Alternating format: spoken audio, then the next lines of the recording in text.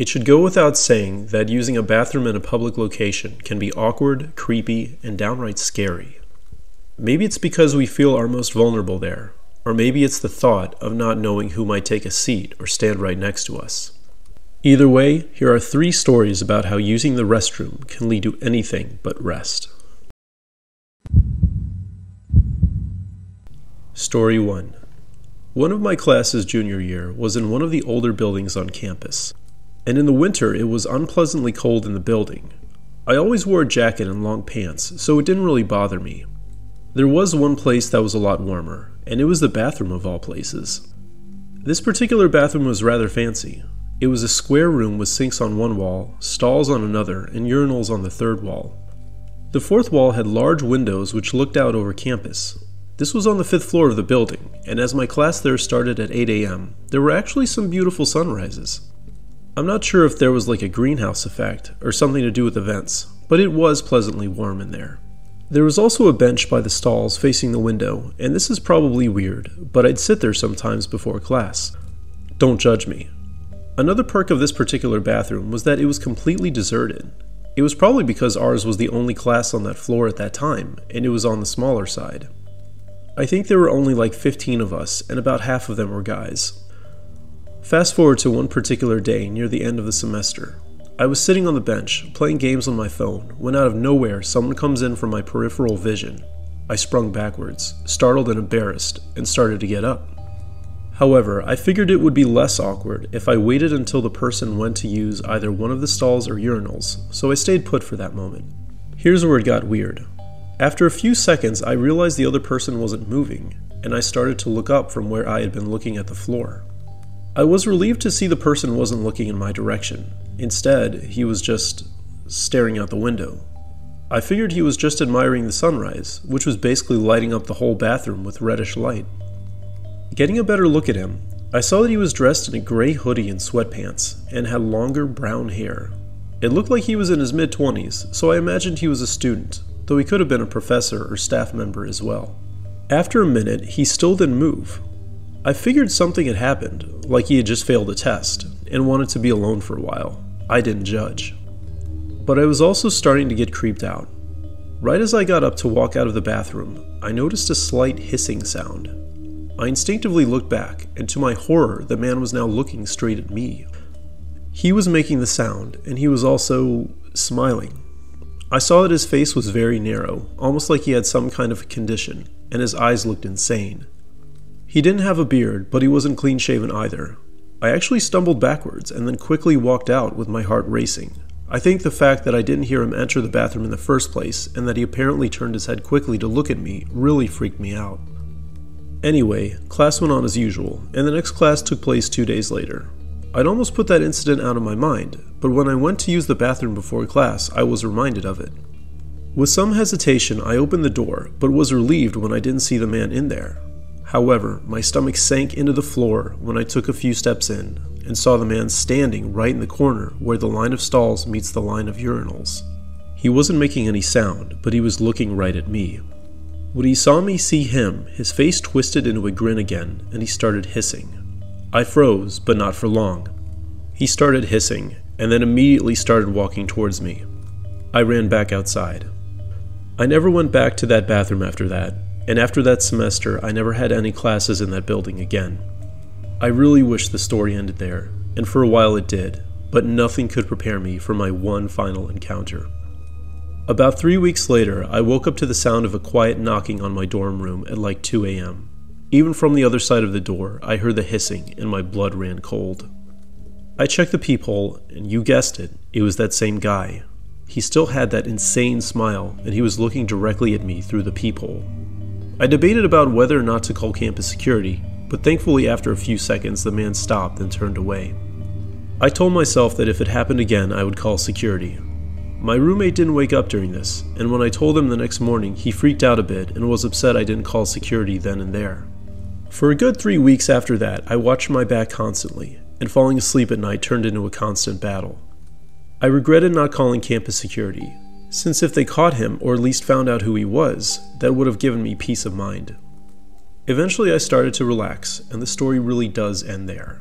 However, I have so many questions. Like, who was that guy? Was he actually a student? And why did he do what he did in the bathrooms? How did he figure out what dorm room I lived in? And why did he knock on our door in the dead of night? I assumed he had been stalking me, and of course that thought was really disturbing. Or maybe he was just going around to random people in dorm rooms, looking at people and making that hissing sound. Either way, that whole ordeal stands out in my mind as the one truly horrific college experience that I had. Story 2. It was my freshman year at college and I was studying engineering. Aside from the heavy workload, I had a few classes in relatively deserted parts of campus. All but one of them were in buildings which I presume had a lot of offices and labs. Ultimately, I managed to have a good time in school, and I've since graduated and gotten a pretty good job, so all in all, it was a pretty positive experience. However, there was one thing that happened during my freshman year that was creepy and almost downright terrifying. To set the scene, I took the organic chemistry lab my second semester of freshman year. Unlike the lectures, which were held in large lecture halls, the lab sections were much smaller. Our particular lab had started with about 12 students, and all but 5 of us dropped out.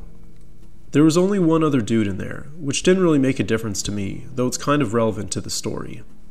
Our lab was towards the end of the day on Thursdays. I think it started around 3:30 and usually ended around 5. Unfortunately, that meant that traffic would be horrible whenever I tried to drive back to my off-campus apartment. Luckily, there were some study tables in the little foyer area of the building, which were practically deserted, and which I made extensive use of. After taking a break after lab and getting food, I usually spent anywhere from 1 to 3 hours knocking out most of my homework. I didn't really have much of a social life freshman year, but I did manage to make some friends. The nearest restrooms were pretty much deserted as well. I think I only ever saw someone else in there a handful of times. Well, that is not counting one person, who I'm about to describe. Have you ever walked into a room and consistently heard a noise caused by you opening the door? I bet almost everyone has at one time or another, and that was my experience with this one bathroom. About a second or so after I'd opened the door, I'd hear a thud. It wasn't very loud, and to me it sounded like the lock banging against the support of one of the stall doors. This bathroom was on the larger side, with I think 4 stalls and 6 urinals, so it wasn't obvious exactly where the noise was coming from. A few weeks before the end of the semester, I walked into the bathroom one day, but didn't hear the sound. Maybe it's because I was an engineering student, but I was intrigued, so I looked around the bathroom. It was empty as far as I could see initially, but I ducked down and looked under the stalls. No one was there. Then I went around and opened each of the stall doors. Nothing, not even a broken toilet paper dispenser with a loose piece. I looked around and saw a few vents, but it didn't seem like any of those would make that kind of a sound. I think I wanted to procrastinate a little, because I kept investigating by quickly opening the stall doors and listening for the sound. Did I mention I was a nerdy engineering student? When I still didn't hear the sound, I went back out and opened the door again, this time quickly. I still didn't hear anything. At this point, I actually did give up and went back out to the tables to study. Cut to next Thursday, and I was back at the tables. I'd just gotten food from one of the fast food places in the student union, and I was about to set my stuff down and get out my laptop. However, I decided to go ahead and use the bathroom so I wouldn't have to pack my stuff back up for a while. When I went to use the bathroom, this time I heard the sound again. Still being an engineering nerd, I was again intrigued. I went back out and quickly opened the door again, but this time I didn't hear it. For whatever reason, I found that to be very strange. I tried it once more and the sound didn't happen. After that, I bent down to look under the stalls, with the intent of opening the doors again, and when I didn't see anything, I walked over to the stalls and began opening them. I flinched when the second to last stall door didn't open, and I realized someone was inside. Needless to say, I felt super embarrassed. I felt the need to say sorry, but I can't remember exactly what I said. The shame was apparent in my voice, however. I quickly did my business in one of the urinals, washed my hands, and came out. After 30 minutes of typing up a lab report, I had to use the bathroom again, having drunk a medium-sized soda. So I went back to that bathroom because it was the only one nearby. When I opened the door, I heard the noise again. But after what had happened last time, I obviously didn't plan on doing any investigation. Like before, I used the urinal and washed my hands. However, this time I heard something else, like a cough or quiet whisper, and felt like 90% sure there was someone else in the room with me. Against my better judgment, I walked in front of the line of stalls, and while I was trying to not look directly at them, I saw that the same stall was occupied. Somehow I knew it had to be that same person. I didn't say anything, but instead walked back out without a single word. That particular night, I finished up what I needed to by about 8 o'clock. Before walking back to my car, however, I decided to check the bathroom one last time. I heard the noise and somehow automatically knew whoever was in there was in there. After doing what I needed to, I chose to use the sink closest to the stalls and confirmed it was that same stall that was occupied. Cut to the next Thursday, which I think was the last one before finals. My night was shaping up to be like the one last week, and after getting back, I had to use the restroom. However, an idea occurred to me a few days prior, and I opened the door slowly this time. I didn't hear the noise. I checked under the stalls, and this time I saw a pair of what looked to be black plastic boots. I closed the door quietly and then opened it forcefully. I heard the noise, checked under the stalls, and the boots weren't there. That meant that whoever had just been sitting down on a toilet was now somewhere on top of it. I imagine they just pulled their feet up onto the edge. After that, I kind of freaked out a little and left that bathroom. I went to another one, then came back to the tables. I finished my work at around 7 this time. But then my curiosity got the best of me again. I opened the door to the bathroom, heard the sound, looked under the row of stalls, and saw nothing. If you were expecting a climactic ending, I'm sorry to disappoint. I decided not to use that bathroom again for the rest of the semester, and when I came back after summer break, I never heard the noise nor noticed whoever that was in the bathroom ever again. Before OChem lab ended, I mentioned to the other guy in class how it seemed like someone was hiding in that bathroom to try to see if it might have been him. The other guy had no idea who I was talking about, and told me he never studied there nor used that bathroom. A few days after our last lab, it occurred to me that I'd never seen anyone walk through the foyer. True, there were other ways to leave the building, but they didn't lead directly to anywhere. Going out through the foyer was easily the best way. Ultimately, I was just left with questions, such as who that person was, why they were always in the bathroom, at least when I was there, and why they would always try to hide. My best guess is that it was just someone with something like irritable bowel syndrome, or just severe social anxiety. The more time that's passed, the more I really wish I knew who that person was. I figured I could have pretended I thought he was one of my friends and asked if that was him, even though I highly doubt anyone else I knew on campus would do that. In the end, I'll never know, and it just goes down in history as a strange encounter. Story 3.